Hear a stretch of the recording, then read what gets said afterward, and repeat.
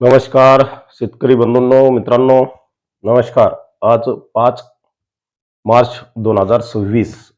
मित्रांनो, सातत्याने आपण एन्सो कंडिशन बद्दल, प्रशांत महासागरातली एन्सो कंडिशन बद्दलची माहिती पाहत आहोत. आज नवीन काही अपडेट आपल्या हाती लागलेले आहेत आणि त्या अपडेटचं विश्लेषण आपण करणार आहोत. त्यामुळे व्हिडिओ शेवटपर्यंत पहा. त्याचबरोबर मित्रांनो, देशामध्ये तापमानाचा जो पारा आहे हा दिवसागणिक वाढत आहे.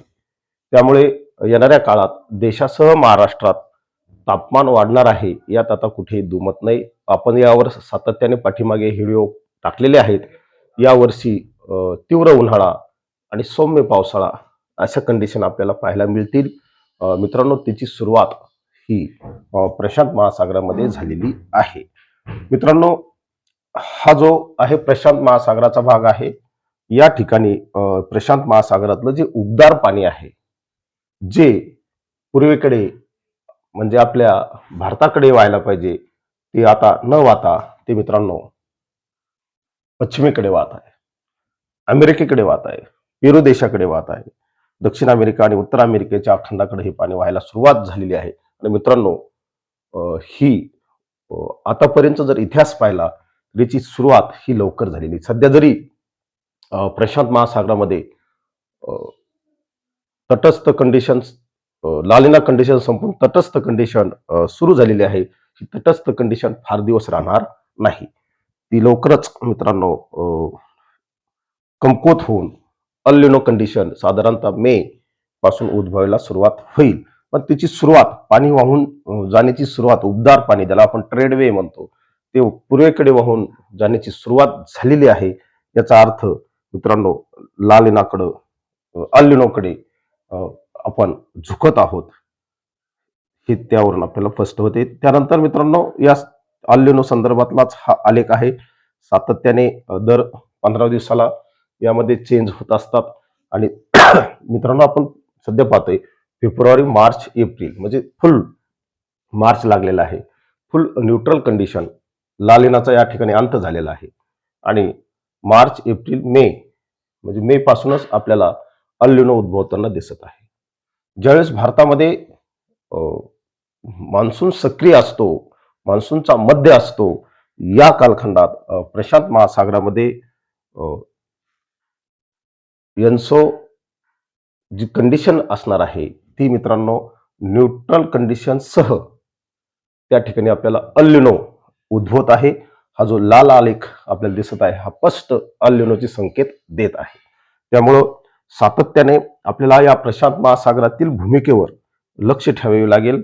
आपल्याला त्या संदर्भातले व्हिडिओ सुद्धा पाहावे लागेल. हे सर्व घडत असताना, प्रशांत महासागरावर घडत असताना आपला हिंदी महासागराची भूमिका सुद्धा तेवढीच महत्वाची आहे. आपण सातत्याने सांगत आलेलो आहोत की नुसतं अल्युनो म्हणजे भारतावरला पाऊस नाही, परंतु अल्युनोच्या कालखंडात भारतात पाऊस कमी पडतो. अशा कालखंडात जर हिंदी महासागरात हा जो संपूर्ण जो पट्टा आहे मित्रांनो, हा विषुववृत्ताचा जो पट्टा आहे हिंदी महासागर आहे.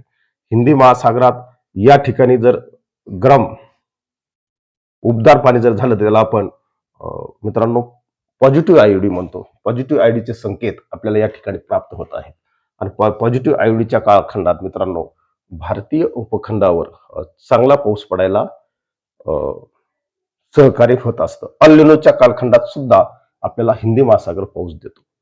आता सध्या असं मित्रांनो जगात अल्युनो असताना फक्त 4 वेळेस झालेलं आहे. अल्युनो प्रशांत महासागरात सक्रिय आहे तरी सुद्धा भारतामध्ये चांगला पाऊस झाला असं फक्त 4 वेळेस झालेलं आहे. हे 5व्यांदा व्हावं अशी आपली अपेक्षा आहे.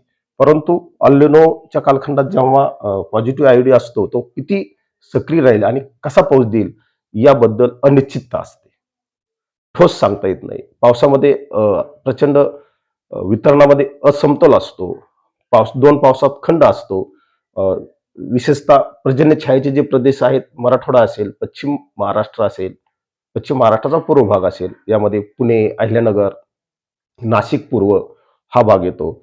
संपूर्ण मित्रांनो सोलापूर जिल्हा, सांगली पूर्व, सातारा पूर्व, हे सर्व त्यामध्ये घाटाला लागून असणारे जे जिल्हे आहेत ते त्यामध्ये येत आहेत. त्यानंतर संपूर्ण मराठवाडा आहे. खालील यामध्ये अगदी आपण बेळगावपर्यंत सुद्धा हे कमी पावसाच्या पर्जन्याकडे आपल्याला जावं लागतं. इकडं उत्तरेकडे जर गेलं तर नंदुरबार, धुळे, जळगाव हे सुद्धा पर्जन्य छायेचे प्रदेश आहेत. या भागात आयोडीच्या कालखंडात म्हणावा तितकासा पाऊस पडत नाही, हे लक्षात घ्या. जरी अल्निनो असेल किंवा आयोडी जरी पॉझिटिव्ह असेल, तर तितकासा आयोडी या पर्जन्य छायेच्या प्रदेशाला सहकार्य करत नाही. पूर्व विदर्भात चांगला पाऊस पडतो महाराष्ट्राच्या, परंतु पश्चिम विदर्भातील जे जिल्हे आहेत, बुलढाणा असेल, अलीकडचे जे जिल्हे आहेत, यामध्ये अमरावतीचा उत्तर भाग चांगला पाऊस असतो. वाशिम असेल, बुलढाणा असेल, यवतमाळ असेल, हे जर अलीकडले जे जिल्हे आहेत, या जिल्ह्यामध्ये अकोला असेल, या जिल्ह्यात आपल्याला कमी पावसाचा सामना करावा लागतो. सातत्याने आपल्याला एकीकडं प्रशांत महासागरात अल्निनो उद्भवत आहे, तर इथं आयोडी पॉझिटिव्ह होत आहे. या दोघांचा संघर्ष आपल्याला या वर्षीच्या मोसमी सिस्टीममध्ये पाहायला मिळणार आहे. कोण कोणाला तारतं आणि कोण कोणाला मारतं, हेच आपण या ठिकाणी पाहत चालू. त्यामुळे व्हिडिओ सातत्याने पाहत चला. नवनवीन अपडेट आपण एनसो संदर्भातले टाकत राहणार आहोत. चॅनलला फॉलो करा, एवढंच या निमित्ताने सांगतो. थांबतो. जय हिंद, जय महाराष्ट्र.